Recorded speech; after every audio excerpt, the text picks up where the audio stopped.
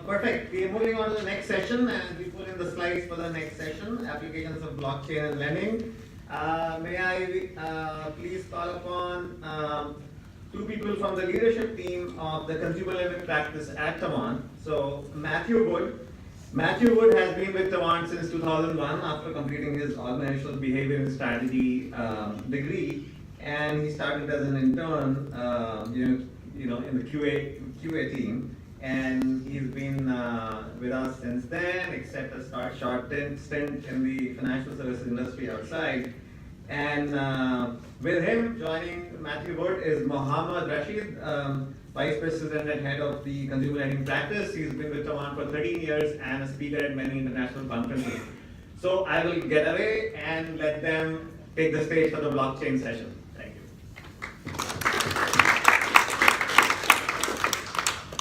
Queue it up. So we were thinking, you could bribe us, 30 Bitcoin and we'll just stop right here. 2 Bitcoins, maybe, just 2, one for me, one for Mohammed. Any takers? I can give you one. No, I want Bitcoins, they're worth $4,000. All right, so first question, go ahead and go to the next slide, please. All right, escape that one, that's just our agenda. Okay, when I say blockchain, you say what? When I say blockchain, I'm going to pick on Mark here, my new best friend. Mark, when I say blockchain, you say, wait, hope you say super rad. When I say blockchain, you say confusing. Okay, confusing, okay. I'll pick on some more people as I walk up. You can go ahead and click at the arrow, please. Okay, over here at this table, Ankur, when I say blockchain, you say Complex.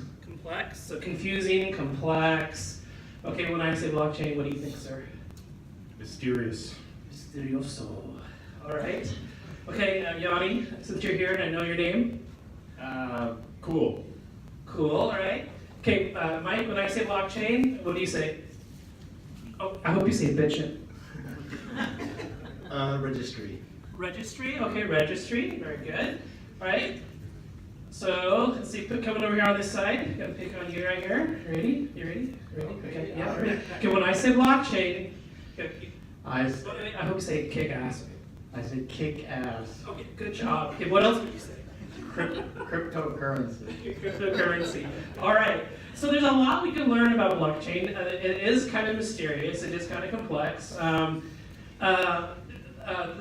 The quote-unquote founder of blockchain just said, I don't want to be wet blanket. This stuff is bloody hard to explain because nothing like it exists. But we're going to try anyway. So go ahead and go to the next slide, please. Okay, 2 organizing questions when you want to think of blockchain and talk about it amongst yourselves at dinner tonight. I know you will. It's so scintillating. So, in a transfer of value, could we remove an intermediary? Okay, in a transfer of value, what do you have to do to get rid of the middleman? Okay, and then the second question is, can certainty replace trust? So you might hear the term trustless. That's kind of counterintuitive and very nerdy. All it just means is certainty has replaced trust. You no longer need it. It's not untrustworthy. It's just you no longer need trust. So a quick example. Okay, can I pick on you? Sure. Okay, I don't know you, but you may not know this, but I owe you $40. All right? There you go. Now I'm going to give you $40. It's kind of a good news, bad news situation. So just be prepared. Okay, so I gave you $40. Okay, so. Do you have it? Just leave. Okay. He said just leave. Okay, he has it now. So is the transaction over? That would depend. Okay. On what? If I owed you something. Okay. Okay, if there's something else due, there's a contract in play for something else. So let's just say I owed you $40, I've been mooching off you at Starbucks every morning and I'm finally coming clean. I'm giving you money, okay? All right, now let's think about near-term digital. What would be a digital way of me giving, what's your name? Ron. Rob? Ron. What would be a digital way of me giving Ron $40? Anyone? Tell me. PayPal. Okay, PayPal. Venmo. Chase Pay. Android Pay. Keep going. Okay, Bitcoin. Hold that thought. Okay. What else? Apple Pay. Okay, what do all those have in common? A PayPal. So let's pick on PayPal, let's pick on Apple Pay, let's pick on Google Pay right now, Google Wallet. Okay, what do all those have in common? Intermediaries. They're intermediaries, they're tied to something else. Where does trust come from in that transaction? Intermediary. From the intermediary. Who is actually giving the trust? A card, credit card transaction, a bank clearinghouse. Like even if you think of Dwolla or Square, same story, right? We're relying on the ACH rails. So they're the ones ensuring that the transaction occurs that I actually gave 40 bucks. Okay? All right, let's go to the next slide. So there's two emerging realities.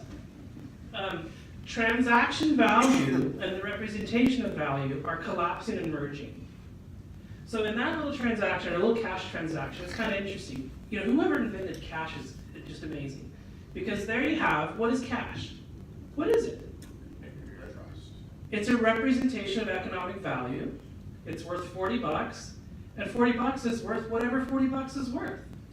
Isn't that fun? So the representation and the asset is the same thing in this case. The $40, the two bills that say 20 on it, is what it's actually worth. And then the mechanisms of the transaction guarantee certainty. In a face-to-face cash transaction, the mechanisms guarantee certainty. Ron, if I try to take it back, you can say, no, right? You owe me 40 bucks, thank you very much, all right? So those are the emerging realities. And when you think of like what is blockchain, blockchain is, first and foremost, it collapses together the thing of value and the transaction together. When they're collapsed together and simplified that, you don't need an intermediary. The intermediary is gone. There is none. And then also the mechanism itself, the way it actually happens. The technology behind it replaces trust with certainty. It's fully guaranteed that the $100 or the 40 bucks that I gave digitally over Bitcoin or over any other blockchain-based transaction actually occurred. That $40 is no longer mine. That $40 actually belongs to Ron. All right, next slide, please. Okay, one way to think of it is, what is this chain part? And this is kind of a very simple graphic, but it's actually pretty useful. The chain part of blockchain is that when I gave Ron these dollars, right, something gets recorded. So Ron, now we're to the bad news, okay?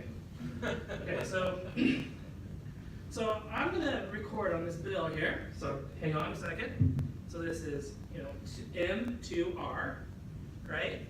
So just think if we could do this electronically. M to R. It's been recorded. That's the transaction. It's there. It's ledger. Okay? And I'm going to give that to Ron. Okay? And I'm going to give this one too. M to R. Okay, here's the bad news. Okay? You owe this guy money too. Okay, what's your name? Rick. Hey, no, that's not yours, Rick. I got to put Ron to Rick. Give it back. No, you can't actually. It doesn't work that way. So we're on to Rick. So now, that is exactly, the ledgering is exactly what's happening in payment transactions of blockchain. Every single bill, dollar bill, is being written on and passed forward. Does that make sense? So think about it, with a cryptocurrency, which is based on blockchain, you would have an infinite list of everywhere this $20 has been, this asset. This $20 has been. So the folks that are so worried about, things like anonymity and fraud and things like that are missing the point. A blockchain-based currency actually has more intelligence behind it and more accuracy behind it than cash. Because we don't know where that cash has been. We don't. But if it was actually based on a blockchain, you would actually know where it's been. You wouldn't know what the transaction was. You wouldn't know who the parties were, but you would know that a transaction did occur and it went from party A to party B, and you could track that back. And the whole thing is ledgered out. That's the nature of blockchain and transactions. Okay, next slide. All right, so we're gonna keep this pretty quick. There's a lot we could talk about and try to teach, but it gets really kind of painful when you're trying to figure out how does the hashing work and how does a distributed blockchain work, but it's good to just put in your head these parts. You need a hash, which is a way of encryption, you need a block. The blocks build together into a chain. That creates a distributed chain, and that creates a distributed ledger. Those are the parts and pieces. So conceptually, as you're learning about blockchain, try to track those 5 points. Try to track in your head, okay, how does hashing work? Dig into that if you really want to know about it. Dig into how is a block created? How do blocks come together? How do they refer one to another? Why is that important? We'll touch a little bit on it, but we don't want to spend all night here talking about how blockchain works. We'll go crazy. All right, but this definition is actually quite useful. Okay, we're going to read it. The blockchain is a decentralized ledger. Okay, with all those things put together, you get the decentralized ledger. Kind of the way the internet works. And this is a very useful way of thinking about it. Think of the way Skype or WhatsApp works and how they go right around a telco company, right? It does the same thing. Blockchain facilitates direct exchange of value between parties without the need of a trusted intermediary. Perfect. So it eliminates the intermediary by collapsing the thing of value with the transaction together, and it replaces trust with certainty. All right. So just a couple of other things, and then I'll let Mohammed have the stage here. Maybe before we move over from Sure, that, please. just one other concept. Can you do that? So this is a distributed ledger. So one of the things that keeps it very immutable, right, non-changing, nobody can come in and change it and then say, hey, I just gave not Ron, but somebody else that $20, is the fact that this is replicated thousands and thousands of times. Okay? So when we say decentralized and distributed, the copy of that ledger is kept in every node thousands and thousands of times. So somebody wants to change it, they'll have to go around and convince everybody, no, I have the source of truth. What I put on the record is the truth, and I have to convince and create a consensus and then add that block. Or have massive collusion. Or have 51% collusion, right, among all the parties in order to do that change. So just, I know we're going to go through this very quickly. This is just a very simple introduction to blockchain, just so you have a very abstracted, conceptual idea of what blockchain is about. And then we're going to kind of take it down a little bit towards lending and how it may be applied in lending, right? What kind of use cases are considered in the world of lending, and then we'll take it forward. But I just wanted to make sure that you understand that you have blocks. You start with a hash. You have blocks. Then those blocks kind of chain together, give you a blockchain. But then that blockchain is just one of thousands, right? Hundreds of thousands. So here, can you open up one of those URLs?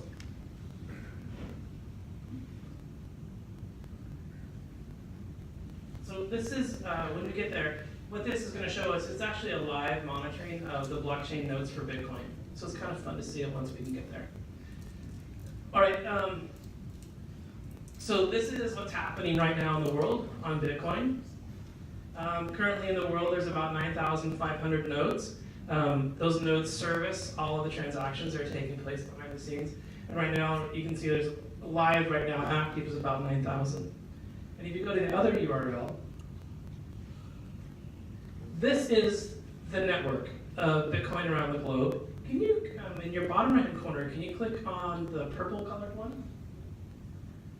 Okay, this is all of the nodes that are currently syncing across each other right now in the world. This is what guarantees the integrity. This is what guarantees the certainty. This is part of what's going on. This is this peer-to-peer network that keeps growing and becomes more valuable as it grows. So it's kind of interesting just to see it live. Okay, maybe you could bop back to the presentation. We'll go forward to the next slide, the pie chart. All right, thanks. So who's using blockchain and what is it being used for? So there was a survey done last year, it was published in the early part of this year. And the reality is when you look at actual investment dollars in blockchains that have resulted in live code in the US, it's not a lot. They came up with 100, this is Gartner's research, came up with 129 proofs of concept that are currently active. That number is going to be a little bit stale now. It's taken off over the past few months. This was published in February, but it still is indicative. We're at the early stages, folks. But it is interesting to know who's using what technology behind the scenes. We have Ethereum, so Ethereum has its own cryptocurrency connected to it, but you also can use Ethereum for other things. You have the Hyperledger, which in and of itself is not attached to cryptocurrencies, but is more general purpose. That's the IBM Linux collaboration. Ethereum itself is now available on Azure Cloud, so they have some tooling up there already. And then you have all these others that are distributed across. It's a very rich space, so just like AI, a ton of attention is pouring into it, a ton of money is pouring into it. It is the very early stages. But can you imagine what's at stake, right? You know, trillions of dollars that are tied up in our transactions is what's at stake. And so people are trying to figure out, how do we apply this technology writ large? And for us as smaller players within this larger ecosystem, the real question to us is, how can it help us with our practical problems? And so we're going to talk a little bit about that in just a couple slides. One more slide, please. This is a Gartner graphic also. Sometimes, I don't know if you guys have seen these hype cycles before. They're sometimes counterintuitive, so let me just walk you through it real quick. You know, Gartner says, we all come with really inflated expectations. And look where Bitcoin is. It's like up here. I mean, blockchain is up here at the peak of inflated expectations. And then as the technology matures, we're all gonna oh, I can't do anything. And then we'll be disillusioned with it. And then after we sort it out, then it becomes productive and actually adopted. But the interesting thing for me is, even out here, where you should start be getting some productivity from the technologies over time, there's only a couple that are maturing enough within the 2 to 5 year range. Most of the ideas right now are all kind of more than 10 years, 5 to 10 years. So it is quite young. It is in the early stages. And there's still quite a few problems to sort out. But the fundamentals of how do we eliminate an intermediary and how do we replace trust with certainty is working. It's actually live. Okay, so that graph of the Bitcoin world nodes is real. That's what's really happening. And transactions are actually occurring. So we know that there is reality behind it, but there is a lot of things to sort out together in terms of how do we actually apply it in the common context of our companies. All right, we'll move on to Mohammed's portion for a bit. So let me start with a revisit a little bit. So this is the original, this is Birth of Bitcoin. Okay, so this is the original paper that was written by Satoshi Nakamoto. It was published on October 31st, 2008. That's the birth date of Bitcoin. Just read what he says. Just the first sentence, right? Just to get an idea of what we just talked about. Purely peer-to-peer version of electronic cash. So this is the first application of blockchain, right? So there's many ways that you can use blockchain. This was the first instance. So the interesting part here is that he developed an implementation of blockchain, not necessarily blockchain. We found out that, hey, blockchain actually has better use cases that can be applied. Obviously, this is the first one. The Bitcoin idea is the first one that was developed on top of blockchain. Would allow online payments to be sent directly from one party to another without going through a financial institution. That's where this intermediation comes along, right? How do I remove this central clearinghouse, this center party that is telling me that you have to trust me, right? You have to trust my data and what I have.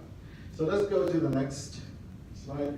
Here's what should be coming to your mind at a non-technical level, right? From a business perspective, you rethink trust, right? And you're not rethinking trust by adding more people in the chain, quote unquote. You're rethinking trust by removing parties within the chain. Okay? You're transacting directly.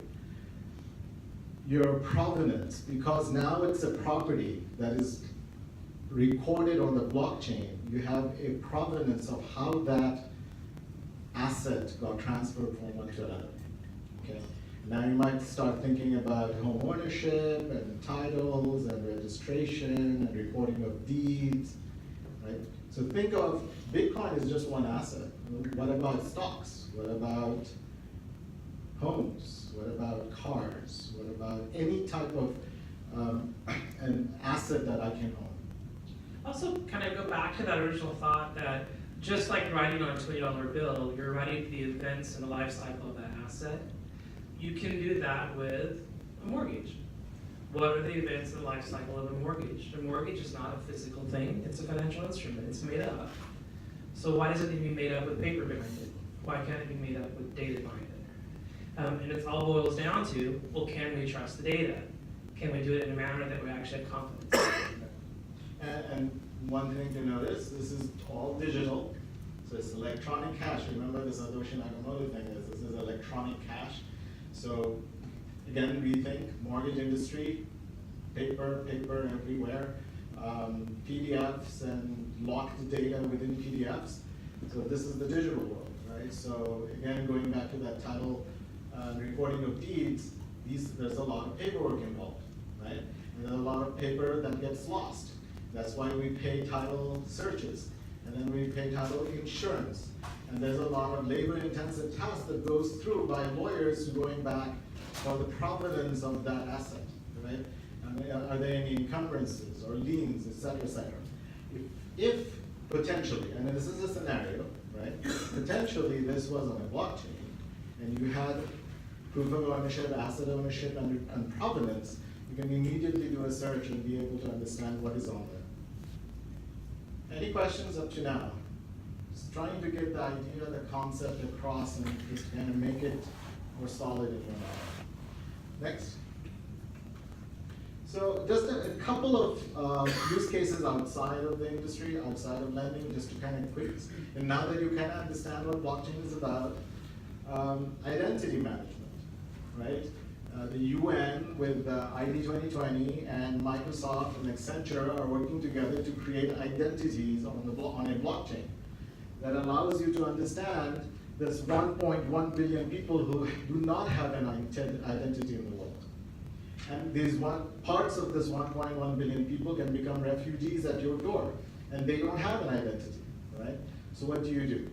And so this is a program, an initiative that is using blockchain. The nice thing about it is because it's decentralized, no government can own it. Remember the decentralization principle? Everybody has a copy. So no government can come along and say, these people, 5 people, no, right? So just kind of creative uses one government. The nerd speak for that is transaction censorship. The Kimberley process, which basically is the certification process for diamonds. So again, provenance of diamonds, right? So how do I stop blood diamonds, and specifically from the area that it's coming from being used or being infiltrated into the market, the regular market. So Kimberley process is something that has been talked about, but the implementation of the Kimberley process is being thought about. It's an initiative to be done on the blockchain. Just to kind of proof of ownership, assets, recording, immutable, decentralized. Proof of provenance. Dubai, interesting example. Dubai is putting by 2020, Dubai is putting all its government documents on the blockchain, right? They're working with Convensus to do this huge effort, right? It's going to, if anything, it will solve a lot of problems that we encounter in using blockchain in reality, right? And so trying to do this is a huge initiative that they're attempting, and they're going to solve a lot of problems on the way. Just next slide. What they're saying is, and this is a study that was done by the group, is that they will unlock 5.5 billion dirhams. Anybody know what the conversion is to USD? 1.3. Today, $1.5 billion, right? And that's the cost of Burj Khalifa, right? Can you go just one? This is Burj Khalifa. This is $1.5 billion. You save that per year by using blockchain. This is what they have come up with this study. Because of, if you go back, 100 million documents each year are being transacted in that that city, okay? This includes everything, right? All government documents and the translation of the documents, the saving, the storage, and everything of those documents that's involved. Next. So let's talk a little bit about applications of blockchain and lending. There's Benny, by the way. You will find everybody coming up and says, hey, let's solve it with blockchain. Right? Oh, I find a problem to solve with blockchain. That's not how you go about doing it. Blockchain is not meant for everything. You have to find the right fit for it. And so one of the things that we were just talking about it, and that makes sense, is this title and recording of deeds. It's just a beautiful coming together of concepts and how they're put together. So are people doing it? Yes. So Ubiquity is doing, attempted a Brazil pilot, Chromaway with the Swedish land registry, Factum with the Honduras experiment. They ran into some political problems, by the way. So blockchain, because it allows multiple stakeholders to have consensus, you're going to run afoul with some political issues, right? Some governments, some entities, some governmental entities may not want to be part of this. So you run into issues like that. It's not only a technology issue or an architecture issue. And then finally, Velox RE is actually did a pilot with Cook County in Chicago. Why do you think Chicago did this pilot? Okay, that's a great answer. They're a mess. Yeah, I live outside there, and anytime we were dealing with that county, they were delayed in processing. Well, so this is a typical thing across US, but you may be right that there's additional problems at Cook County, but more so because of historical memory. 1871, the fire in Chicago wiped out everything, right? You lost titles, you lost deeds, you lost proof of ownership, you lost pretty much everything. And so they were one of the first counties to say, let me try it. Let me kind of, that historical memory kicked in. But the nice thing about this is, remember we said that Dubai was going to make 1.5 billion? This is 2 to 4 billion in the title industry in the US. This is by Goldman Sachs. Okay, so that's 2 Burj Khalifas. Right? All right, so we'll just quickly go through it. There is a final report. They actually finished the pilot. This is not, cloud dream, pie in the charts, pie in the sky type of thing. There is a final report by the Cook County recording of deeds. It's a wonderful read if you're into blockchain and you want to understand this now. What are the challenges that they went into, right? Next. We just learned a lot about you, Mohammed. It's a wonderful read. It is a wonderful read. Believe me, if you're so here are certain areas, right? So once you have documents, e-notes, titles, proof of ownership, all that stuff in a blockchain, think of it as, what I'll describe a little bit later as Spin Vault. What can you do with it? Well, you'll have borrower data there. You'll have property data, collateral data there. You have the ability to process the data from the source of truth. You have the ability to, okay, don't hold me to this, but I'm going to take the boundaries of the LOS. LOS is encompassed, entrapped in a lender's organization. Nobody has access to an LOS except the people within that organization. What if I remove the boundary of what the LOS contains and gave it out to the MI company that needs to serve me, the title company that's doing the search, the flood search, the certifications, the appraisal. So they need pieces of the data, right? And what do lenders do today? Suck out of the LOS, wrap it, throw it over the wire. Suck out of the LOS, wrap it, throw it over the wire. They do it many, many, many, many times. And this is just within the origination cycle. Think about after it's been funded. I'm going to do investor delivery, I'm going to send it to Fannie and Freddie, I'm going to do my own checks and balances, my QA/QC. So there's multiple parties involved, right? So what if you had this universal data that you were accessing? it makes it much easier to do the top three, and then within mortgage servicing, now that it's gone into servicing, there's this concept that we haven't covered called smart contracts. We won't cover it right now. Just think of it as code that is implementing the contract. Smart contracts are code that implements the contract. I got a loan, a mortgage contract. It means I have to pay monthly X amount, X, right? So that code can pay the regular amount and do escrows and whatnot, and so it makes it easier without having to have operational staff to do so. And there's a case study there, and then review and due diligence, title and reporting fees, we covered most of them. These are potential areas that you can investigate and check whether this is applicable or not, right? So I'm going to take you through a little bit of tour of what we do at Tavant. Thank you. This is not necessarily blockchain related, but this is a little tour of, given now that you've gotten everything about AI today in one shot, right? You know everything about AI and ML to a degree. Now you have a little bit of introduction on blockchain. These are things that we are doing within Tavant. So, just use this.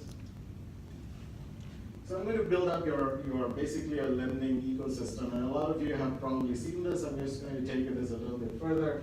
You typically have a loan origination system. Remember, I wanted to bust the data out of the loan origination system. You have a product and pricing engine. You have a document management system, because you still deal with PDFs and images. You have a CRM platform. You probably have on the front end a consumer portal, a loan officer, retail point of sale system. You have underwriters, most probably, I'm guessing they're working out of the LOS. You have a broker relationship, you have servicing relation portals, you have correspondent, you have investors. All these are actors that are working with you, right? Here's where Tavant comes in. And this is a quick tour of Tavant's products, just so you understand where we're coming from. So FinConnect is the mesh, the fabric of connectivity across all data sets, right? We touted to be, and hoped it to be, the service bus for the industry. Service bus for the mortgage ecosystem, for the mortgage industry. And a number of you actually use it today too. FinExperience is our front-end interaction point, so you need to interact with your actors, your users, your customers, your brokers, and loan officers. FinExperience is the platform that allows you to interact with you. FinCapture, because you're dealing with documents in a document management system, FinCapture is the product that allows you to convert document to data. Okay. And FinSight, who can tell me what FinSight might be?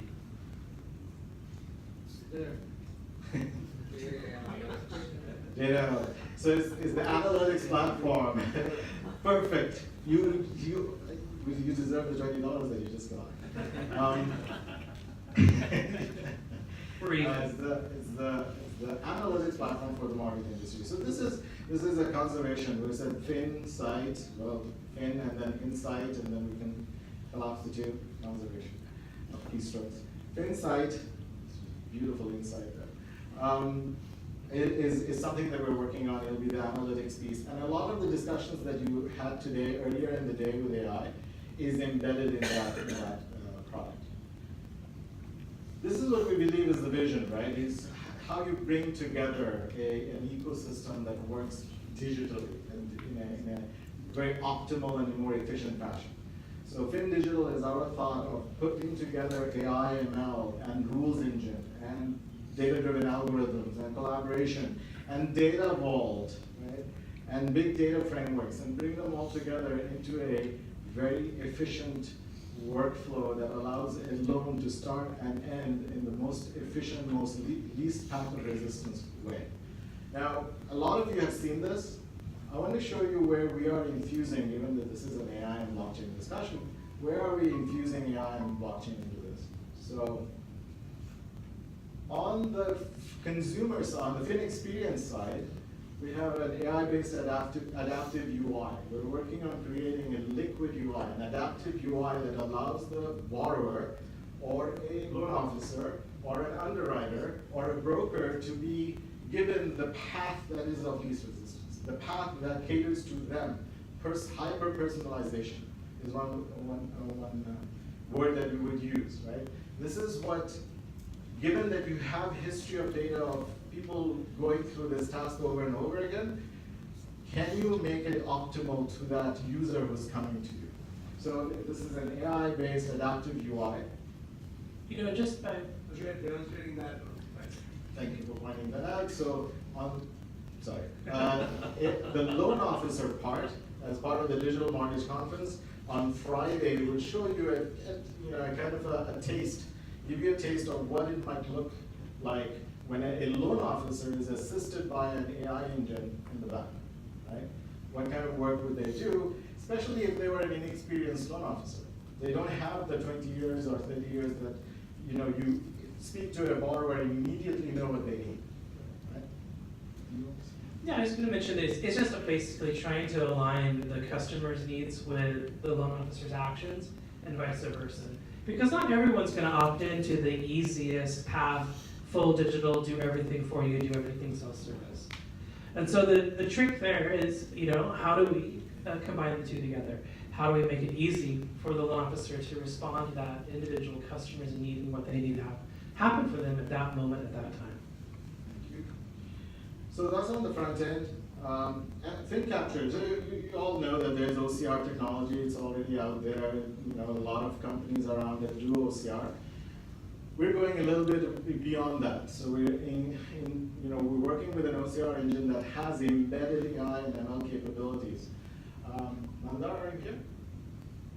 So Mandar is actually a product architect for Access AI, which is the OCR engine that we're using. Do you want to just talk a little bit about what it is, or how it is different from other OCR engines? Sure. Mike, yeah. Yes, I'll just piggyback on the discussion we had during the panel as well as the workshop you guys did. So we're picking up a problem, as one of the panelists said, start with something that's smaller, don't take a run before the home run. So a problem of, whenever we have documents from which you need data, and a example could be a deed registered at the county, and you want to find who the borrower is, who the lender is, what amount was transacted, all of that stuff. Those kind of things can be very well captured with AI in the background. So this is OCR basically is just converting the characters from the paper or from a scan into the digital formats. We go one step further and watch your humans, your operators do what they are doing. So a human is taking out a borrower from a deed. We watch that, and these algorithms in the background learn from all of that, and the next time you want a borrower, these algorithms would try and give you that answer, saving the effort for the human. Thank you, Mandar. So basically, we're improving the capability of extracting and identifying and indexing documents through machine learning, so that once documents go through and the same document goes through, you learn more and more. Even if you have kicked one out because of exceptions, the next time it comes through, you should be able to better understand what came through. So that's the FinCapture piece, enhanced by ML. Obviously, FinSight will have a lot of predictive analytics and AI capabilities, so propensity modeling that we talked about earlier today, propensity to default, to refinance, to purchase, to convert, all types of modeling around that. Portfolio retention strategies are embedded within the FinSight platform or product. And then FinDecision is basically using the FinDigital components to do risk scoring and decisioning and underwriting. The underwriting does not have to be end-to-end automation. It can be an underwriting assisted model, right? So I think one of the panelists here basically, I think Rob, right? Rob Carpenter was basically saying, you could run into issues with borrowers that you could predict ahead of time because of their situation. So why wait until the underwriter gets hold of it to raise conditions then? why can't you pick up what the clues are earlier in the game and raise those conditions right away? Say, hey, you need to provide this deposit that I just saw because you went through form free and I got your bank statements. That deposit needs an explanation and maybe do it right now, right? Rather than wait for the underwriter to do the whole thing. So those are infusion of AI into our product suite, right? Just wanted to kind of show you that. So that's AI. And then within Data Vault, we are looking at a pilot to try out a POC to do it with blockchain. And that is where, kind of open up the boundaries, provide the data in a blockchain. We already have data coming through FinConnect, dump it into the Fin Vault, and that Fin Vault is exposed to all the parties, the stakeholders in the mortgage process. Right? Obviously, it's open, it's free, you're coming into it, you're joining that consensus community, you're contributing to it, and you're benefiting from it. So we're going to start that pilot, and hopefully a lot of the folks that you are here think about it and maybe consider being part of this pilot. So I'll end with one quote. This is Buckminster Fuller actually has a lot of quotes. This one I thought was applicable. You don't try to fight existing reality. You come up with a completely different model that upends the reality today. Right? Blockchain has that ability to do and do so across multiple industries.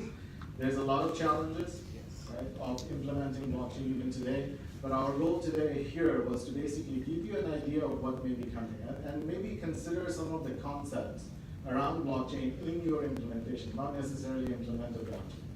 Right?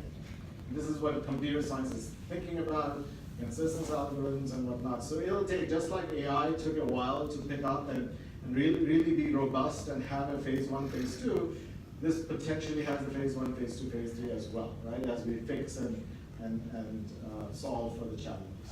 All right, thank you very much. Thanks, Mohammed. Any questions on blockchain for Mohammed and Matt? Isn't the ledger public? Yes, so there is a couple of types of ledgers, right? There's a public ledger, which you just saw in the Bitcoin example, right? So everybody owns Bitcoins, it has to be public, and people are transacting with that public ledger. But there's two other types of ledgers that you can also have. So there's this concept of a permissioned ledger, right? And with permissioned ledger, you basically are saying, I will validate and verify with the community who gets to be transacting with me on the ledger. Right? So it's permission in that way. It gives you a little more certainty as to who's going to be on here. It's not that every Tom, Dick, and Harry wants to join this community and they're joined. So that way you validate and verify who's joining this community, but then you still have consensus among them, right? In order to verify and validate who's in there. Good question. Any other questions? Mohammed and Matt here? Do you have to pay to use the ledger? So there's Can you repeat the question? do you have to pay to use the ledger? So if you're thinking of implementing a solution using a ledger, or are you saying, do I have to pay to be part of, let's say, the Bitcoin community? Well, like Ether, like you have to pay like a smart contract. Right. So if you're part of a public ledger, it's not free, right? Because somebody has to make money there. So it's a very small transaction of a Bitcoin or Ether that is taken from you as you transact, as you, let's say, put in a transfer of ownership of cash from or Bitcoins from one to another. That's how that transaction gets fueled. In fact, in Ether, it's called gas. Yes. For that transaction to occur. So you are paying a little bit, but that is, putting it into the overall economy of the blockchains. Do you think of what we pay today for fraud and for merchant fees? So just put that in contrast to, fractions of a percent. Any other questions? All right, we're holding you away from questions. Whoever's going to ask the question is going to do it. All right, well, thank you so much. Really appreciate it. Okay, back to you, Perfect. Gabor. Thanks, Matt. Thanks, Mohammed. And next time, somebody will really walk away with those $40, so don't expect them back next time.